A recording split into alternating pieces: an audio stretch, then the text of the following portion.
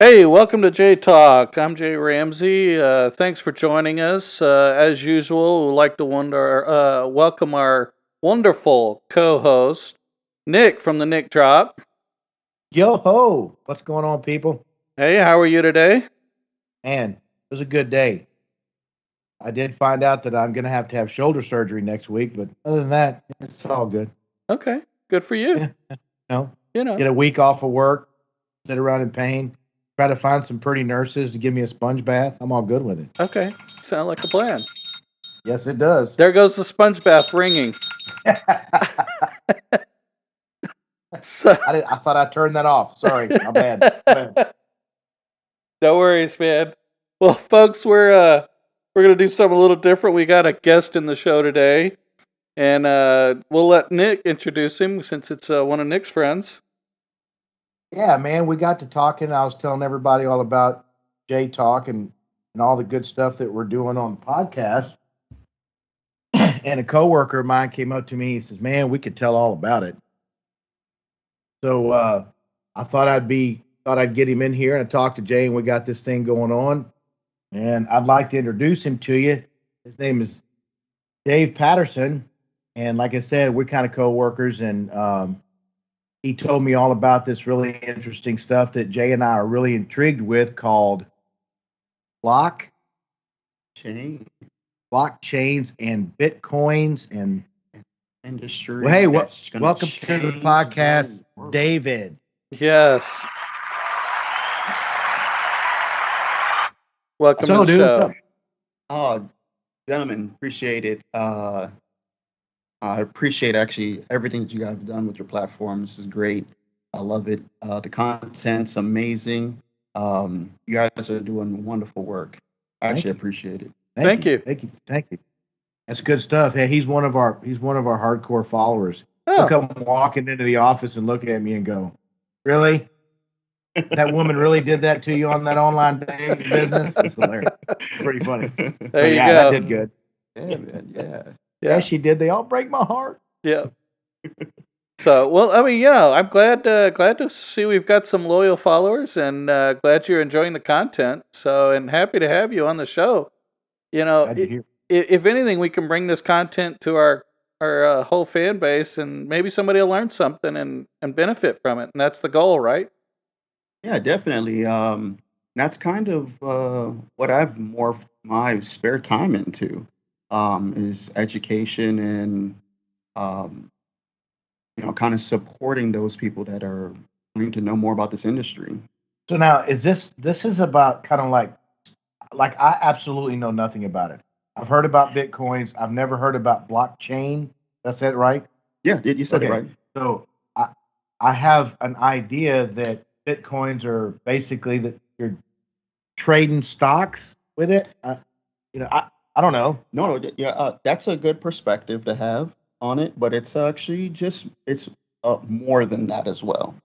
So what we'll go into is the core concepts of what Bitcoin is and its underlying technology first. Okay. So I'll kind of give you my background. I've been in the telecom industry since age of 12, kicking and screaming. So my dad actually started off in telecom industry when I was born and worked for obviously different large companies, GTE, Verizon, etc. And I used to do ride-alongs with them. And so learning how to build infrastructure from scratch and understanding, the needs that people have in the world when it comes to infrastructure in a rural or urban environment Right. was, a big eye opener from, you know, age of 12. Um, Now I work for a very large oil and gas company. Yeah. Woohoo! Right. Ain't nothing wrong with oil and gas, man. I don't care what anyone says. Come on now. Always need it. Yeah, Always need it. It's not exactly. going anywhere anytime soon. Similar Some to what blockchain industry is right now. Not going anywhere anytime soon. Wow. I'm interested. I really okay. want to know more about this. I want to make more money. Everybody does, Nick. Everybody Hell does. yeah. So, What I've done recently is I've started a company, and what I'm doing is educational services. Um, Not a plug for myself, but that's kind of my core fundamental values is education, right? So we do that in our 9 to 5. We also do that with our kids and our families because of our 9 to 5, right? Right. So it kind of natural was a great progression for me. So back in 2012, I saw a news article about Bitcoin, and um, everybody was trading it and it was going to take over the world. It was this new currency. And I was intrigued because, I saw um, a new frontier because, you know, you guys were a part of that evolution going from no internet to internet, right? So you Right. guys got to see that the .com boom, Right. and this article kind of was relating what was happening in that era to what we're going on right now. Are you trying to say we're old? No, what I'm trying to say is you guys are well seasoned. Well seasoned. Yeah, okay. We got to That's a write. I'm going to write different that one down. perspective. Well seasoned. I Well love it. Okay. seasoned. I'm just making sure, because,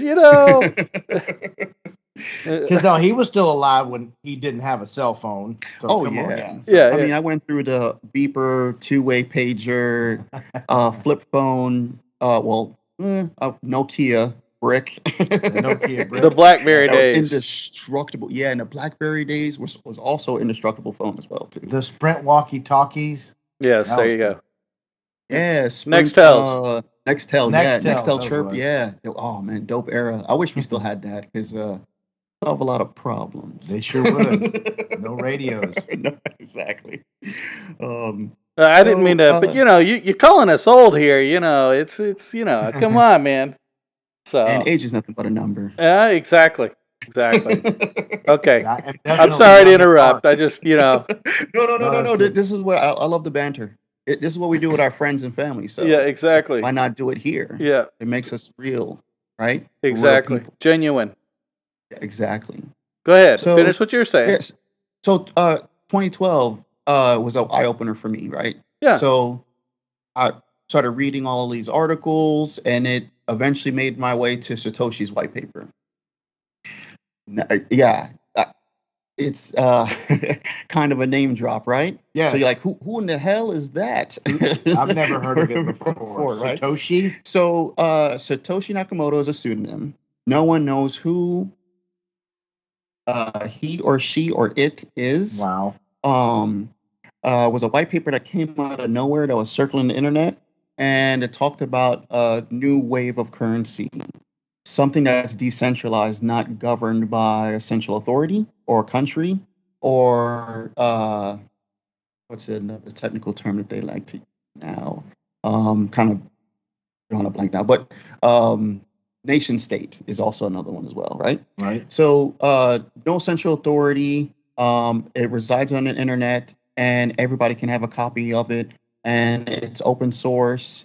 It also is immutable. It cannot be changed without consent by the network itself.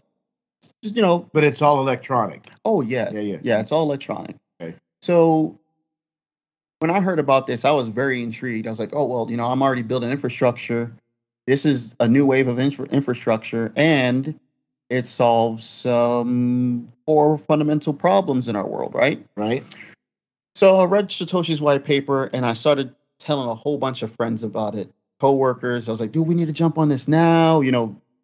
That's how it works, right? Everybody's like, Right. new frontier. I want to jump in. I want to, sink my teeth in. I want to make some money.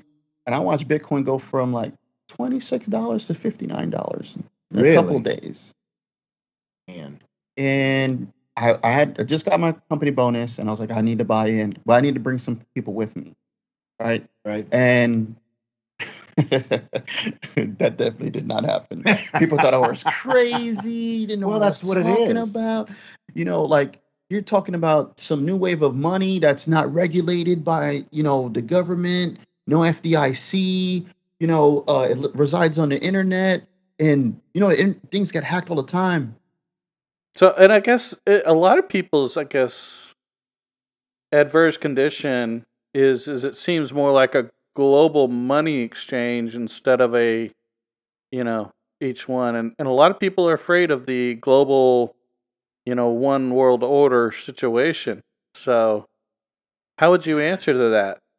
So that's all about the intent of the core network, right? So if the intent is to fix and support those that are impoverished or um, kind of in situations that they can't get out of due to infrastructure constraints, then yes, you could design a network that is globalized that controls everyone. But when you have something that's open source and everybody has a copy of it and everybody can see what's going on in the network, it's really, really hard to manipulate things. Sure. No, I didn't say I disagree or agree. I'm trying to be a devil's advocate. Yeah, making you kind of reach out and explain things to people so they won't have a bad feeling or a good, I think you got to really truly understand, what they're trying to do. And I agree, the open source is the way to go. I just, there are going to be people out there that look at it and say, what's to stop them from, making this a global. So, the open source always, it seems like it really opens the things up for competition. And so I just wanted to ask that question, kind of, get your feel on it. No, and that's actually a good question. Um, I always go back to the initial intent of what you know, uh, people are trying to do with what you know concepts they actually broadcast. So even like if you look at Bitcoin as a whole, the initial intent was to fix a core fundamental problem with our financial infrastructure, right? So it Bitcoin started out in 2008, and the white paper was circling 2008. 2009 is when the network started to get globalized and decentralized, right? Okay. Yeah. So, so we'll go through the fundamental underlying technology of Bitcoin. So in Bitcoin and blockchain technologies, you have these things called blocks, and blocks have data in it, and that data can be anything, um, but it's how that data is linked together is what makes it a chain. So Yes. So can I ask? So it's yeah, similar to like a database where you chain information together. yes, Okay. and then what you have is the initial core genesis block, which is the first block of transactions that's ever been broadcast on a network. That core that genesis block has a few transactions on the bottom layer of it, and that gets swung over to the next block as a copy, Okay. and now you have verification between those two blocks. So imagine when you go to an ATM, your bank, central authority, gives you access to your money with a bank card. You go to an ATM, you put your bank card in, and it shows you how much money you actually have in the bank.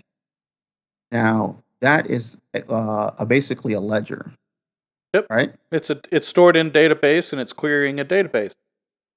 Correct. And Yes. they're giving access to that database, Ex- right? And they ex- give it to you whether it's from their bank or another ATM's bank, or so the ledger is somewhat globalized, right? But Right. centrally located on servers in different parts of the world and different parts of the country.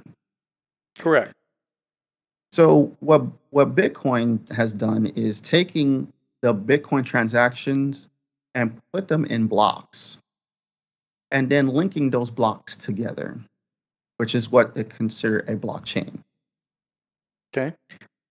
Now, with Bitcoin, you have people that need or what they call miners or network validators that process those transactions.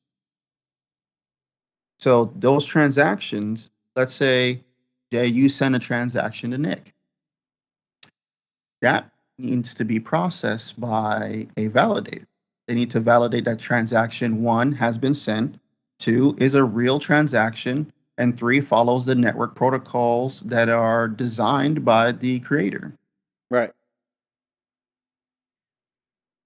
So essentially, that is kind of an open ledger to everyone. Everybody has access to it. They can see every single transaction on the network.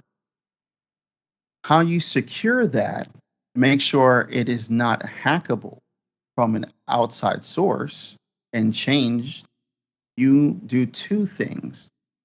You encrypt it, number one, and number two, you have it decentralized to where everybody gets a copy of that ledger. So that's where you call the cryptocurrency. Right. So the crypto is going to reside in those blocks, and we are all transacting in that crypto, and it is on a distributed ledger. And that ledger is globalized and on the internet.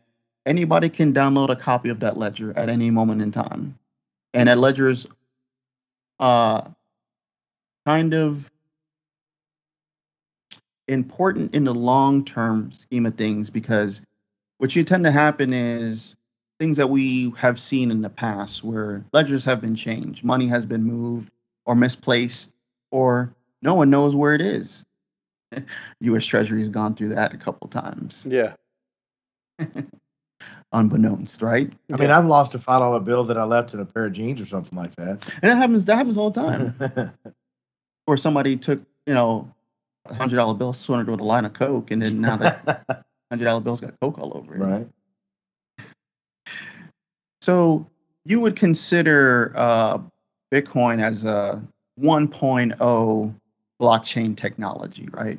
Okay. Because it doesn't have a lot of features. The initial intent was to have a peer-to-peer network that was also a great store of value in case of a massive market crash like we had in 2008, 2009.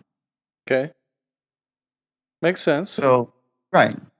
So, the cool thing also about Bitcoin is we all know the max supply of Bitcoin, 21 million tokens.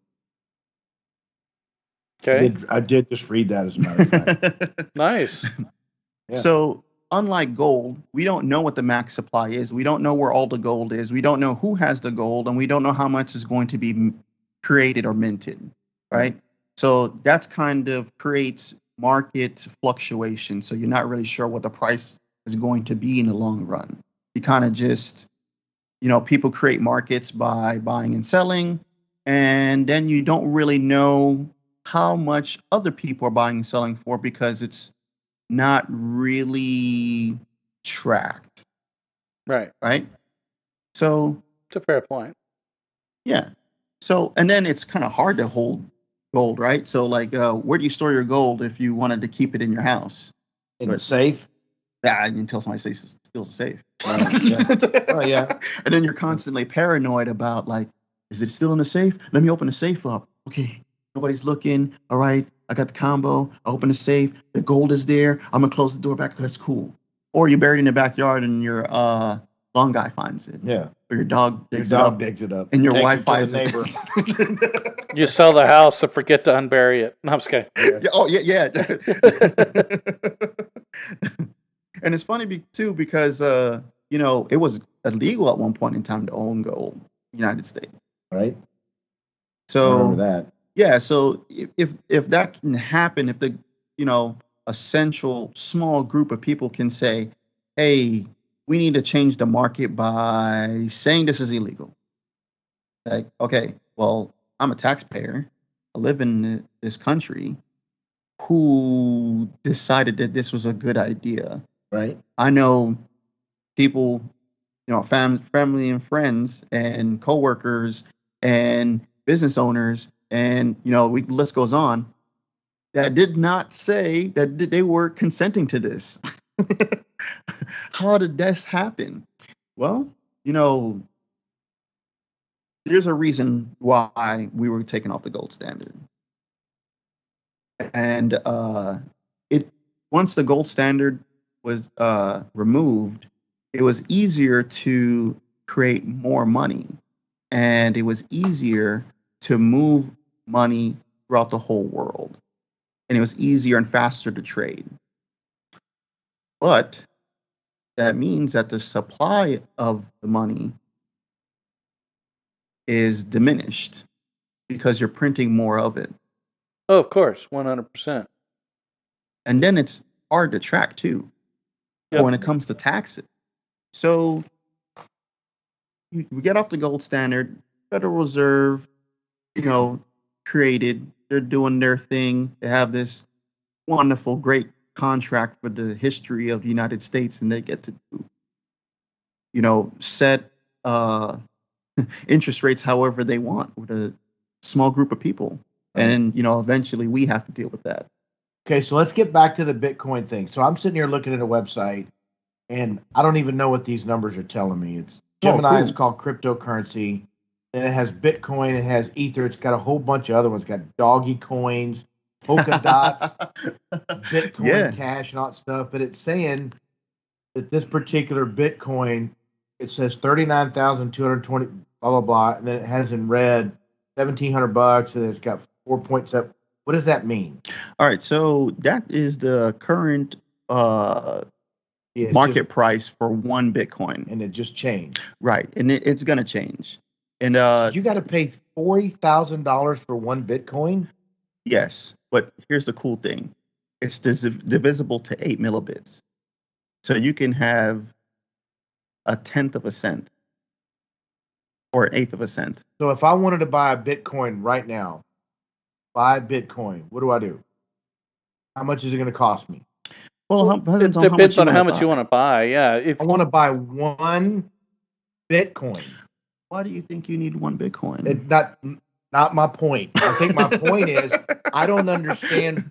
I want to get to the nuts and bolts to begin with. What is a Bitcoin? What does it do? I mean, you talked a lot about the infrastructure layout. I'm gone. You guys lost me 30 minutes ago. We're already 24 minutes into the podcast, and we still don't even know what a Bitcoin really is. So I want to buy one Bitcoin. Doesn't matter what I want to do with it. Mhm. How do I buy a Bitcoin?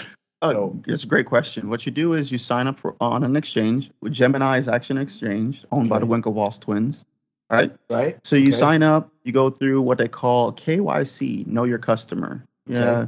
Usually that's like name, phone number, address, valid ID, driver's license, passport, etc. Right? Which gives you access to their exchange because they want to know who you are because government's telling them they need to know who's buying this stuff, right? Okay. Right. So now you get to buying a Bitcoin. All right. So the cool thing about Bitcoin is you can have fractions of it. Fractions of one Bitcoin. Yes, sir. you don't have to buy one Bitcoin, you can buy a tenth of a Okay, Bitcoin. so let's just say I want to step into this game right now. Sign up. They have, my Johnson size and how tall I and all that stuff, right? And I want to take a $100 bill and I want to start this game. Okay. Does that give me 1/100th of a Bitcoin? I mean, how does that? So there are buy minimum orders that you have to fulfill, right? So you can't buy like a penny of a Bitcoin, Right. because there's transaction fees. Okay. And Gemini is a service provider because they own an exchange. They have fees, so that's why you can't buy that So small of an amount. there's a minimal. Minimum buy. Yeah, Yeah. each exchange is a little bit different. So you have Gemini, Coinbase is another popular one. Binance is another popular one. Robinhood? Kraken. We'll talk about Robinhood. Yeah, I know. Okay, so we still haven't. What's the minimal buy-in? It does vary per exchange, and if you go through, it'll actually tell you what the minimum buy-in. I think well, I usually buy like $100 at a time. So you can put in $100 and go. oh yeah, Yeah, yeah. definitely. You can buy probably $5 to $10. Yeah, No 'cause see, problem. this is where it says supply limit 21 million. Yes. Yeah. So that's the cool thing is too. So daily, I think about 900 Bitcoin are minted.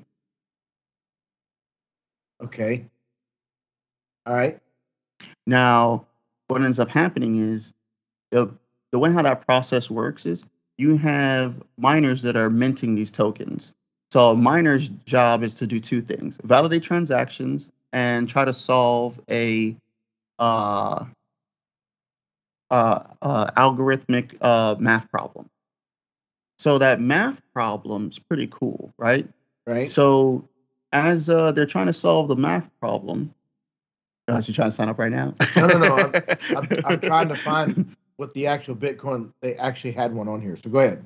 Yeah. So that miner, as they're minting new tokens, right? They're actually getting paid to validate the network. So they're the ones who actually have the Bitcoin. Right. And So- eventually, what ends up happening is, oh, go ahead, Jay. No, go ahead. Go ahead. Yeah, so eventually what ends up happening is those mining operations need to pay for power consumption because it's a large amount of computing power. So I don't know if you knew this, Nick, but do you know who the miners are?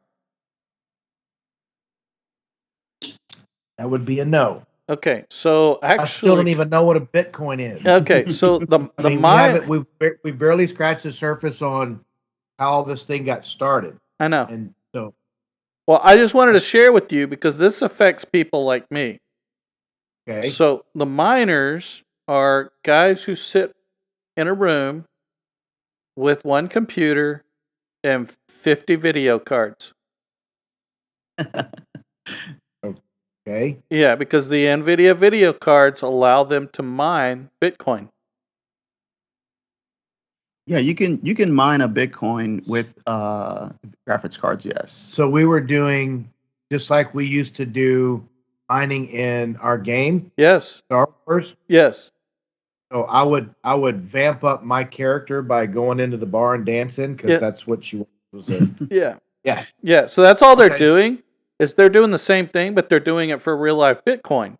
And so that's driven the value of video cards way high and making the availability of video cards extremely rare. So for gamers like me, it's almost impossible to get a video card because the Bitcoin miners have literally just as soon as they hit the market, they buy them up.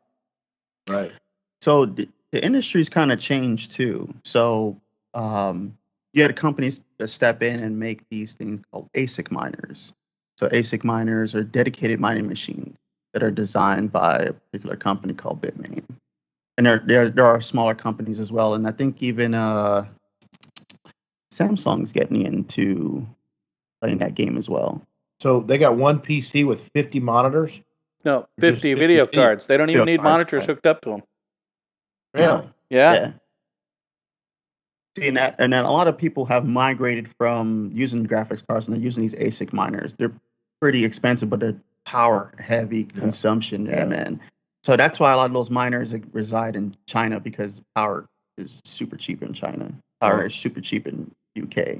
Okay, so we bought $100 worth of a fraction of a Bitcoin. What's next?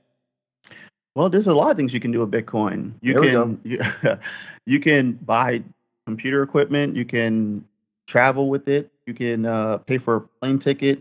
You'd be surprised of all the things that on the inside part of Bitcoin and blockchain you can actually do with that. Right. So you buy $100 worth of a Bitcoin, and you have to pay all these service fees, of course, whatever they are. Let's just say they're $10, right? So you plug out $110. If I wanted to buy an airline ticket, it's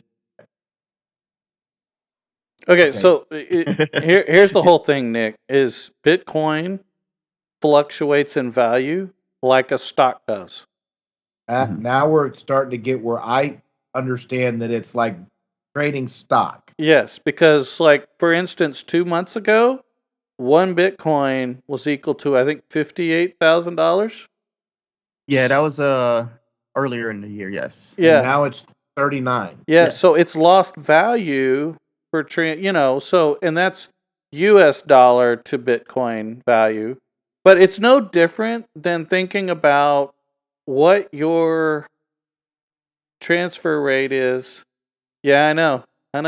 It's no Crazy. different than thinking about if you're converting from American to yen.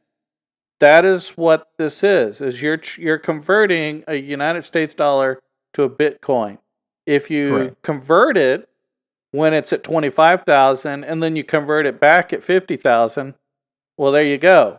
That's Yep. where you make the money. Right. Yes. Yes. When Now, I do it, I buy in at 50,000 and then I sell out at like $5. nah, Yeah, I won't let you do that. I You won't won't let you let- do that. I won't let you do that. So that's the cool thing about Bitcoin, right? There's in the blockchain industry, there's clear market cycles, right? So, and I'll give you a reason why. So the algorithm every 4 years, there is a change in the algorithm. So the reward for minting a new block, right? Right. When their miners are trying to solve that math problem, the reward changes every 4 years. So in the beginning, in 2009, it was 50 Bitcoin for solving one block. Right. 4 years later, it was 25. 4 years after that, it was 12 point. Right. Exactly. And Okay. right now we're in what they call the fourth halving. So right now we're at 6.25 Bitcoin per block. So in the initial part of the first 4 years, you had a lot of Bitcoin, and now you have less being minted every day. Is it ever going to go the other direction? No, because that's not how the algorithm was designed. So what So- happens when it gets down to zero? Then they'll just be processing transactions, and the Is that the algorithm will goal? continue. And essentially, yes. So what this is, if you look at Bitcoin as a whole and said this is a new wave of internet money, but Bitcoin is like the gold standard for the new internet money. So in a long grand scheme of things, right now you're gonna see a big price increase, right? Because if you go from 12.625, right, Right. to 6.25, right, the coins that you're minting at 12 to 6.25 is actually more rare now than it's ever been before. Drives the value does up. that- Right. So the value has to increase. Okay, so you'll make more money when it drops like You can make money. So that's the other side of it. So that's the investor trader side, right? So the investor trader side, you want to look at the market as a whole and say, all right, let's look at the big macro picture. What is the return on investment per year? Right? right? So does Bitcoin have an uptrend every year? Yes. Bitcoin has consistently given people returns every year based upon that algorithmic halving, right?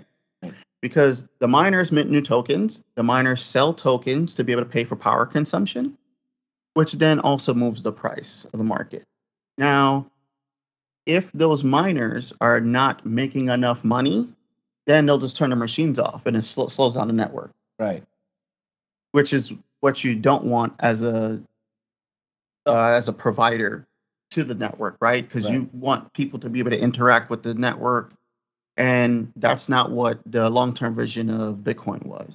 So in the aspect of Bitcoins versus say stocks, somebody makes money on stocks, but there's always a loser. Oh Okay. yeah, there's always will be winners So and losers. even for sure. when the same principle goes with Bitcoin, right? That's correct. Somebody's going to make money, somebody's going to lose it. And what happens is those people that are not patient are the ones who always lose. So, in other words, the people that don't have a lucky horseshoe up their ass. It doesn't have to be a lucky horseshoe. It's You know. all about studying the market. Well, that's what stocks are. I mean, Yeah, in that definitely. aspect, yeah, but maybe not on a grandioso scale because getting into the stock market, how many different companies are in that? You have to go through all of them and find out which one's going to make you money. Right, and the same thing happens in cryptocurrency, Really? in the blockchain. Yes, There's that many choices? there's over 7,000 tokens, and some of them are copies of other copies of copies, or copies of Bitcoin, or copies of another token that was released as well, like Wow. Ethereum or. And also, one of the factors that you have to think about is, if there's a name brand that endorses one over another, because I think Tesla endorsed one over another, and so of course that one had a better value than the others. Those are all influencers in the price. Wouldn't you agree? Oh yeah, definitely. So Elon's a pretty smart guy. Elon's really good at rebranding companies too. Right. So a lot of people don't notice that Elon didn't create Tesla. He bought Tesla, Right. right? And then he rebranded Tesla and made it to what it is, and almost sold it to Apple at one moment in time when he was like frustrated, because it wasn't it wasn't panning out. It was becoming like a burden. He's Almost. got enough money. It wasn't going fast enough for him. That's Correct. what it was. Yeah. So if you look at the market conditions of Bitcoin, right? It's very trend happy based off of that halving, right? So that every 4-year mark. So if you look at the last halving that just happened in last year May, right? Okay. So we were like 3,000, fluctuating between $3,000 and $5,000, and the halving happened, and miners, were like, hey, these coins are more rare. They're kind of worth a little bit more. So they start holding, or they start, shutting miners off, kind of slows down the network, which kind of drives up demand, which then drives up the price, which then, there you go. I'm starting to get it. Right. So around December-ish, a couple things happen, right? So the halving happens in May, prices starting to fluctuate. Christmas bonuses are coming out. People are buying, are happy, but the halving's great, no problem. We're going to go ahead and make tons of money. Everybody always says the same thing. Right. But towards the end of the year, what ends up happening is, people start going, oh man, I got taxes to pay. Kind of start selling off assets, etc. Then the beginning of the year, you got, market conditions that slow down. Budgets are halted. Right. Q1, people start releasing budgets. Q2, budgets are being ramped up to be spent in Q3. And that's what you have right now. And that's why Bitcoin went from $3,500 to about $58,000. Jesus. That's when you wanted to get in, was right then when it was $3,000, and then it jumps up to 58, and you sell it all, right? Yeah, but you don't have to sell it all. So that creates a taxable event. We're gonna prevent that on this show. But I mean, even in a stock level, you're like, okay, I'm gonna buy this stock in at $20 a share. I'm gonna buy 20,000, whatever. Okay, and then it hits. You think to yourself, when this thing hits 38, I'm gonna sell it. Yeah. So it's the same principle with that. Okay, I'm $3,000 in on Bitcoin. So when that thing turns into $5,000, I'm gonna dump it all. Yeah, you can definitely do that. I mean, yeah, that's right, right. And then you just turn around and wait for it to go down or whatever, and then buy in.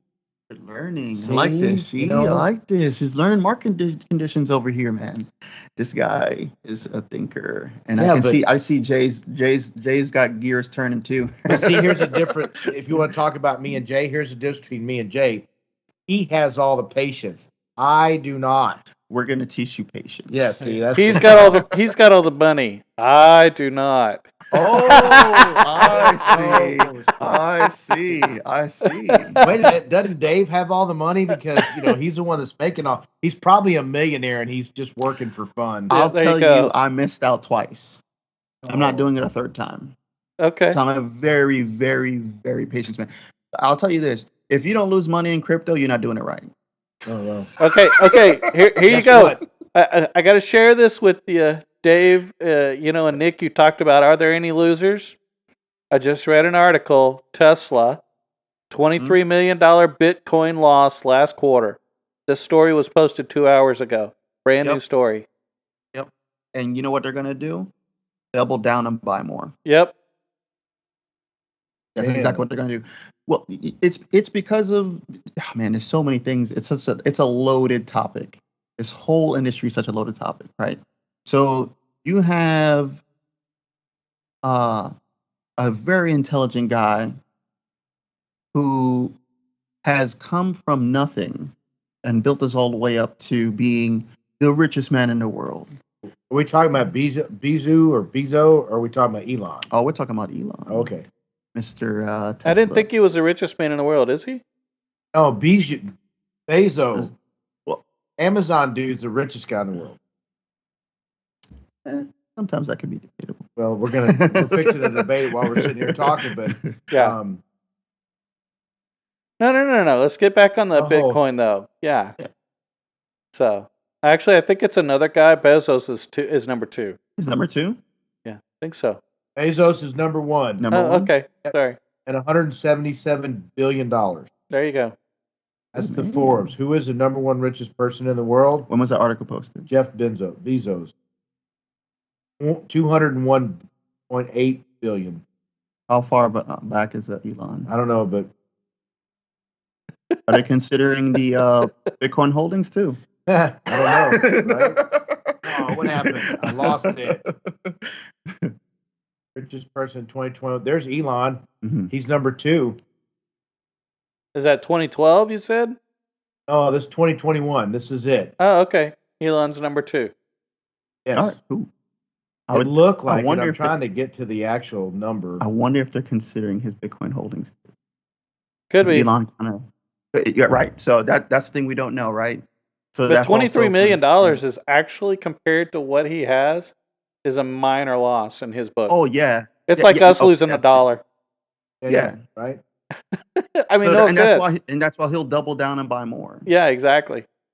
How do you even say that? The top 10 wealthiest people in the world are worth $1,153 billion, roughly 8.8% of the. So $1 trillion. Trillion, basically. $1 trillion. Oh yeah. So Jeff Bezos, Elon Musk, he's at 151 billion, and Bernard Arnault, 150 billion. Bill Mr. Gates, yeah, and then shithead Zuckerberg. Did I say that out loud? That's just. No. So yeah, have your opinion. I was please. looking. I was trying to see if it did have. I'm scrolling through it really, really fast, Jay, but I don't see anything in here that actually kind of goes over on the Bitcoin aspect of it. Or if it tells. See, yeah, go ahead. No, so that's actually one of the things too. Is it all their assets? You know what I mean? Like, because even these guys right now they're playing some dope games, right? So you can have a stock, and you, as a rich man, you can take a loan out on that stock, and you don't lose the stock, right? And you're also not creating capital gains. Yep. And you can do the same thing in Bitcoin too. Yeah, you can do the same thing with your 401k. Right, exactly. So, what? Yeah. I can gamble with my life some more? Yeah. The last time I gambled, the last time I gambled with my life like that, I got married. Look what the fuck happened. Whatever. Okay, so Elon Musk, 50 years old, he's worth 151 billion. Tesla ownership stake 17.7, which is a little over almost 110 billion. Space exploration technology 29 billion, blah blah blah. But Boeing company 100 million. They did all that. I'm trying to read through here really fast to see if there's anything that has to do with crypto or Bitcoin. Yeah, they're probably not considering his holdings, but that's okay. Yeah, they're probably not either, because trying to focus more on his. When did the Bitcoin stuff start? 2008, Eight. technically. Yeah, Yeah. because they're going back as far as 04. That's the cool thing too. Like Elon, I think he's been holding for a long time, but he kind of hints at when he bought. He doesn't really say exactly. Dirty dog. Which is a real. It's actually a real big thing in crypto. You're not supposed to really talk about your bags and how Right. much you have. Not one of those things. It's supposed to be like anonymous how much you have. It's a faux So pas if you actually tell. yeah. It's like you're trying to be flashy and talk about your Lambo, how many times you bought a Lambo, Yeah. because that's what everybody wants to buy when they buy crypto. They want it to moon and go Lambo and buy Lambo. Listen to you. So one of the cool things too was the creation of other tokens, right? Yep. So you have Litecoin, you have Dogecoin, you have Ethereum, and basically you can separate those, right, in categories like 1.0 blockchain, 2.0 blockchain, 3.0 blockchain. So you would consider Bitcoin as no longer a peer-to-peer network because of how slow it is and how other coins move and how fast they move and how fast they transact, right? Okay. So you look at Bitcoin as more of a greater store of value for a long hold. So right under that is Litecoin, created by Charlie Lee, right? So Litecoin, faster transactions would be like the silver to Bitcoin's gold standard. Okay. And what they did was they basically copied that network and made some additional improvements to make it faster. Okay. Makes sense. So then you have Dogecoin, which was just a meme currency. And I kind of give my perspective on that here shortly. So I always love that. Yeah, because I've heard this term before, that it's a meme currency. It's hilarious. Which one? A Dogecoin. Okay. Dogecoin. And it's And- spelled doggy coin, but it's Dogecoin. It's Dogecoin. Yeah. I saw that. I'm trying to get back to that page so that I could rip off a bunch of them. And I saw it says doggy coin. I'm like, really? Really, yeah. Yeah. Yes, no, but that's exactly what it was. It was supposed to be a meme. It was supposed to be like, hey, look, this is how easy it is to create a cryptocurrency. Ha ha ha ha. And we'll put a bunch of memes behind it. And it kind of just became this pump and dump like stock. Yes. Right? And it was really, really easy to see that it was a pump and dump stock. So 70% I think of the supply is, there you go. 77, I think 70% of the supply is distributed between like 100 addresses on the network. Yeah. So it's super centralized, right? So I try to explain to people like, hey, do what you want, invest in what you want, but understand what you're investing in. Yes. But this goes back to what I was saying about Elon Musk. The guy's brilliant.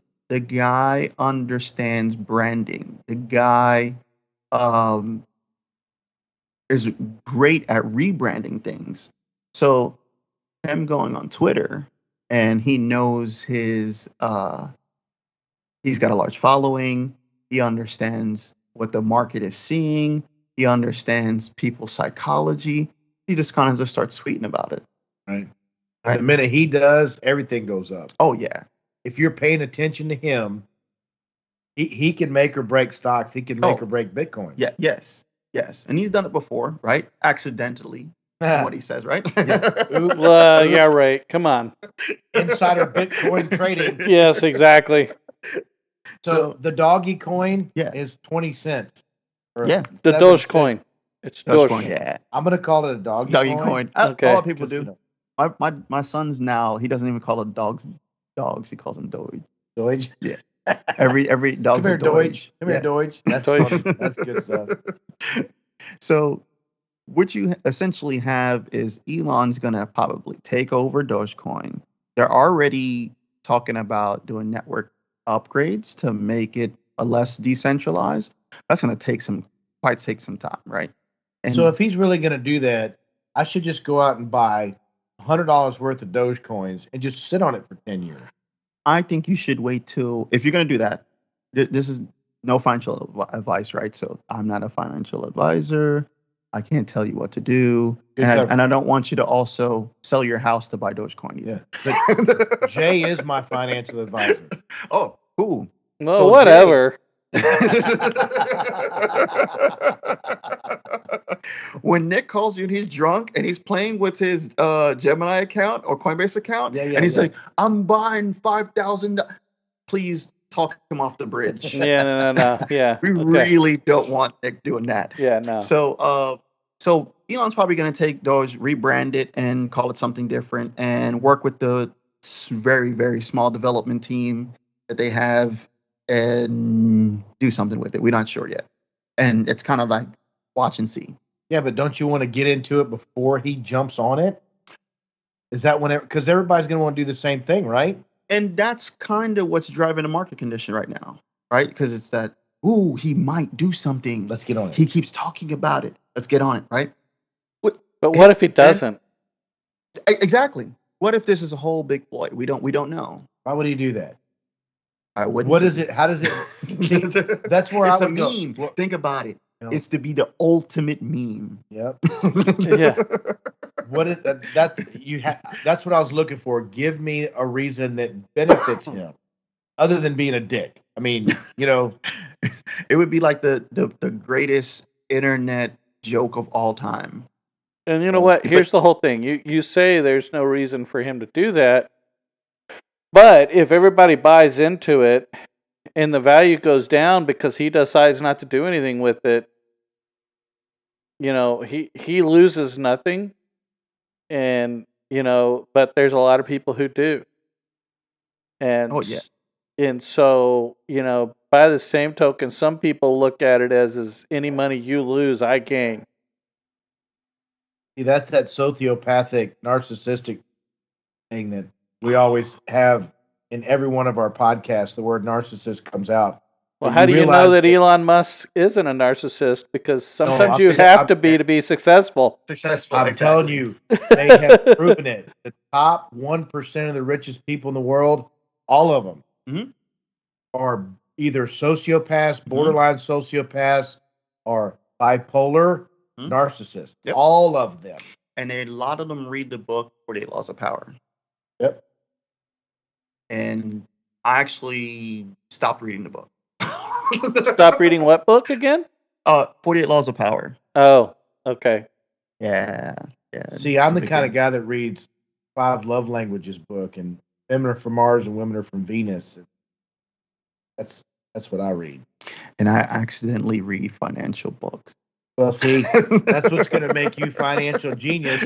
While I'm giving all these women my money, I was going to call them something else, but yeah.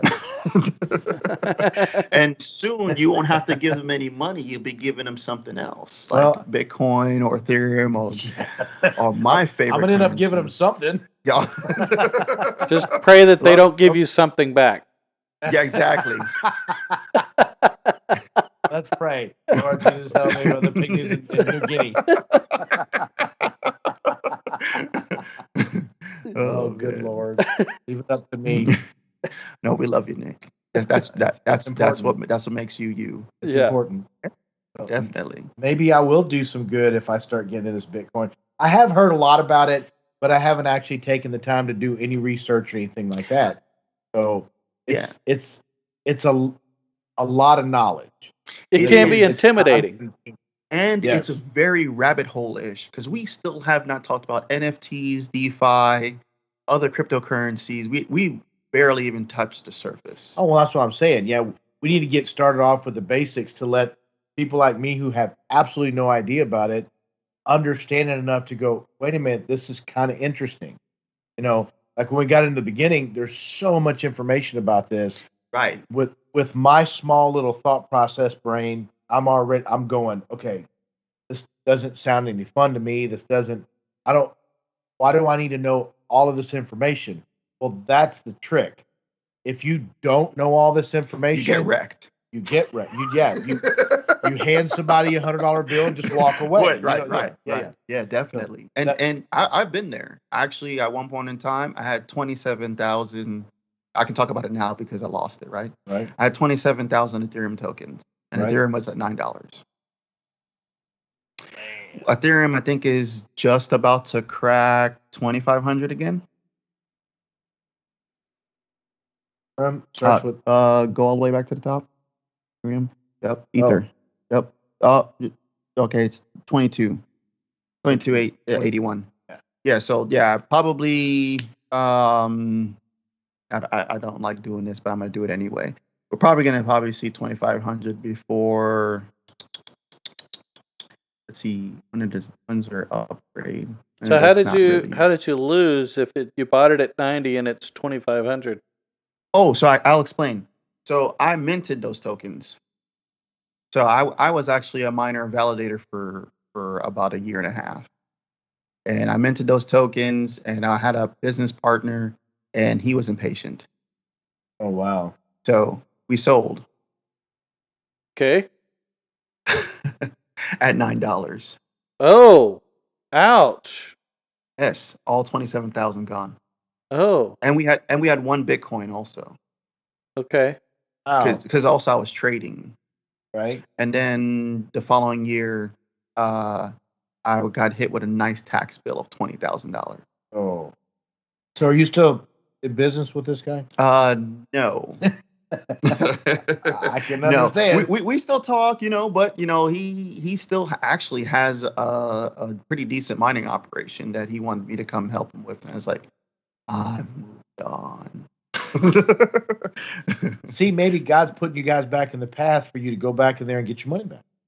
I actually made my money back in different ways. Oh well, there you go. And with my favorite currency, Cardano. I'm looking it up. I'm looking it up right now. So, all right. So I'll kind of give you a quick overview for. So we talked about the 1.0 tokens, right? Yeah. So Bitcoin is a 1.0 token. A Litecoin is a 1.0 token. That's gonna probably make it to 2.0. We'll see. And then Dogecoin, and there's a few others that were also 1.0 tokens. Ethereum came behind Bitcoin in 2015. So, like I said, I never got a chance to buy into Bitcoin when it was at $59.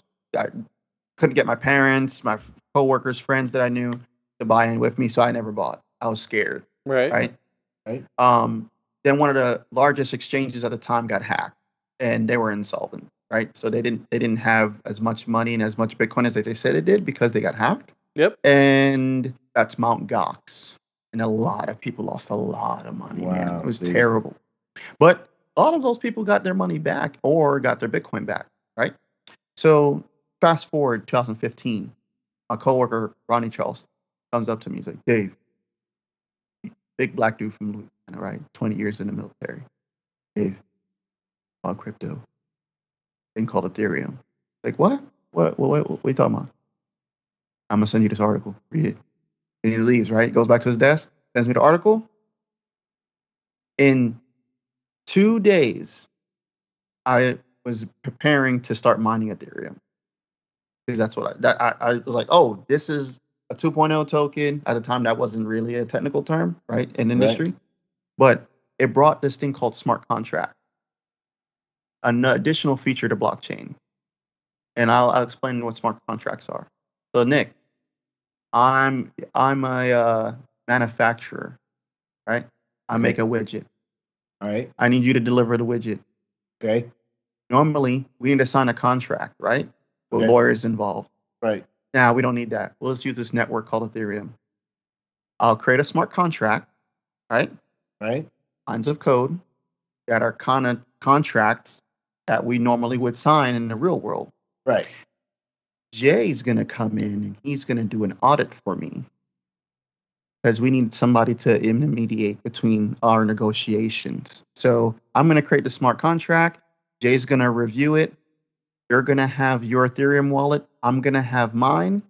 And as you deliver my widget, and someone signs off that it's delivered, instantly the contract is activated and the funds, the Ethereum tokens get out of are withdrawn out of my account or wallet and go into yours Okay. instantly. There's no 90-day, no 60-day, no 30-day wait time. Game changer, Wow. right? So now we go, hey, Jay, appreciate that doing that audit. This smart contract is kind of too hard for me to like handle, and I want some other people to also distribute my widget worldwide. Can you create the next smart contract for me so we can go nationwide? You go, yeah, sure. And Jason creates another smart contract. And now, since it's globalized, we gotta kind of worry about international shipping, et cetera, et cetera. So this smart contract actually grows. But he took our original smart contract, copied it, and add additional lines of code to it. So do you need to have another auditor on that one? I would recommend it. So you'd bring in another person and Yes, that's third-party how that- auditor. yeah. Correct. So that's how that gets to be global. Right. Yeah. But you're still using a global network, but you also, it's a widget. I'm physically creating something. So I kind of want to tie it to the global system to where shipping is accounted for and et cetera, because you and I have been doing business for a while locally. Right. So now Jay goes, yeah, I need to hire a team to be able to do this. So he, at that point, would go ahead and hire a larger team to go ahead and do the audit, create a larger smart contract. And then that almost creates an industry as a whole. You Right. see kind of like how we could just grow from one contract to the next, to the next, to the next, and it grows in an evolution. Right. All right. What ends up happening is eventually Jay's going to go, well, I want to create my own token.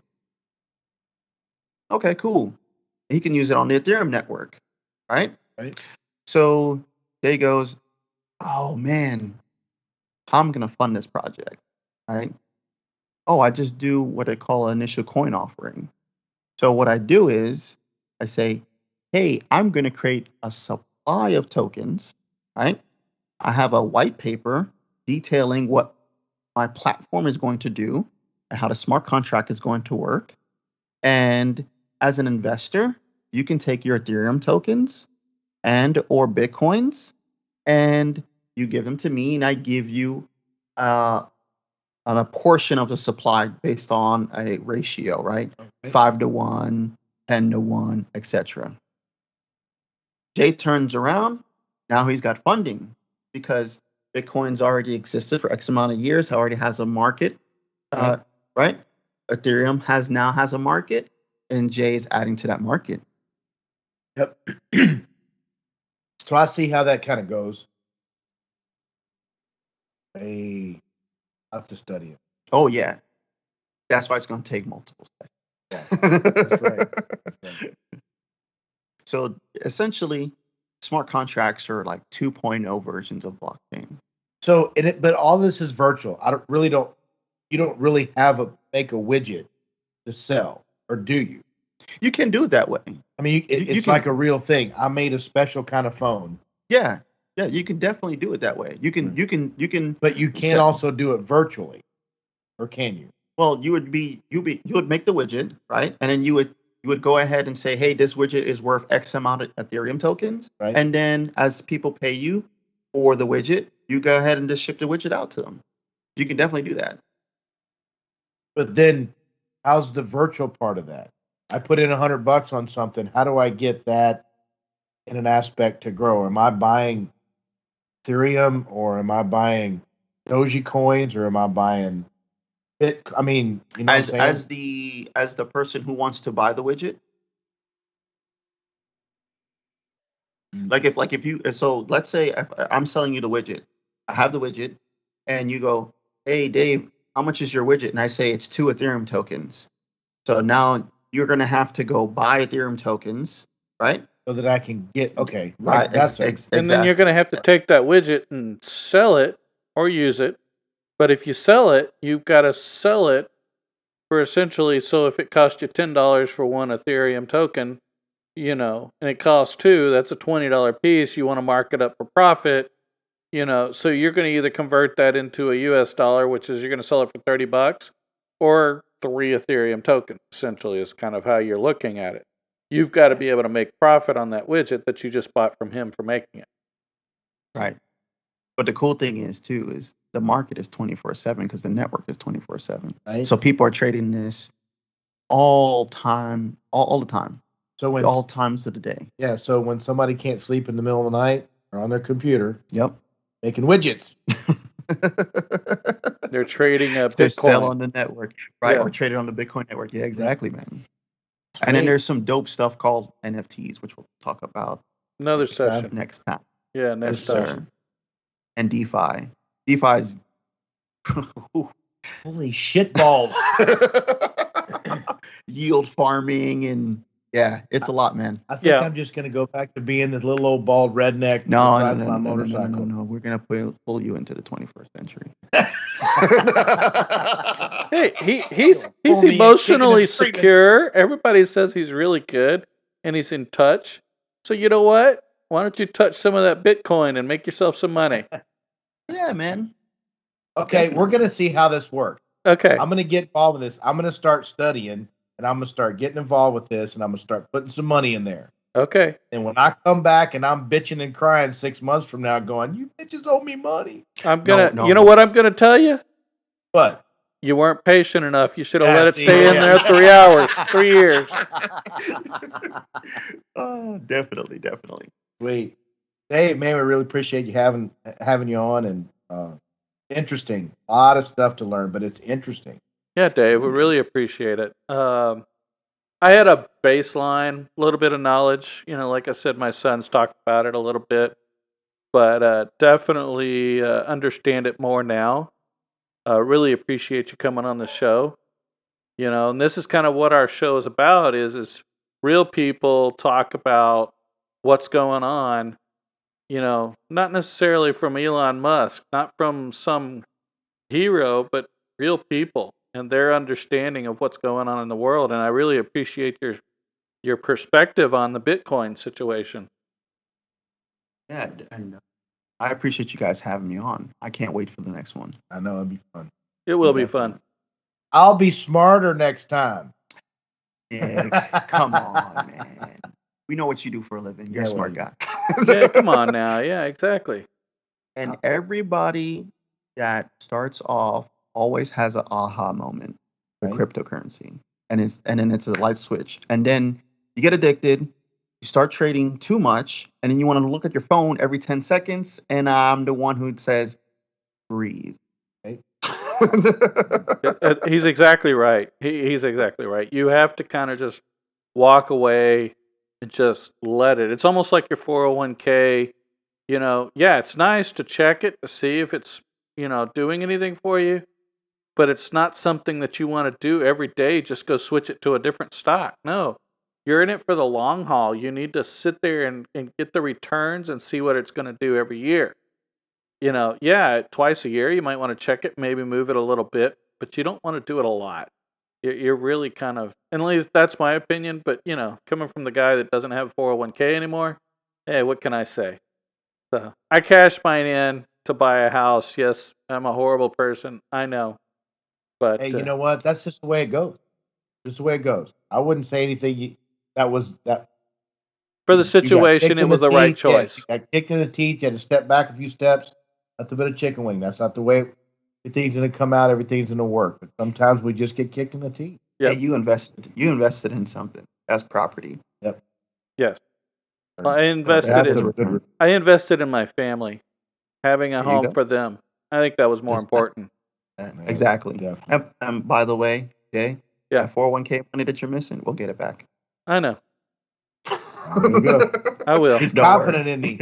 No. So I will tell you this. It's funny you say that because I actually had a conversation about a year ago. A friend of mine, she retired 6 months ago, and she actually told me she had no retirement and no 401k when she turned 50. And when she retired, she was living a comfortable lifestyle. Go. Oh, From 50 to 65 or 66 and a half, she built up her retirement and did it aggressively because she didn't have kids in the house anymore. So it allowed her to be very aggressive with her retirement. wow, amazing. Never give up hope. Never give up what you can do. And never stop learning, because that's the death of your humanity. You're absolutely right. Yep. So, Dave, thanks again, brother. Really appreciate it. thanks, Dave. A good show. Great No show. problem, guys. I can't wait for the Yeah. next one. Yep. So, well, you guys, it's been a blast. We love bringing you Dave. Of course, we loved having Nick as usual. Hell yeah. Yeah, exactly.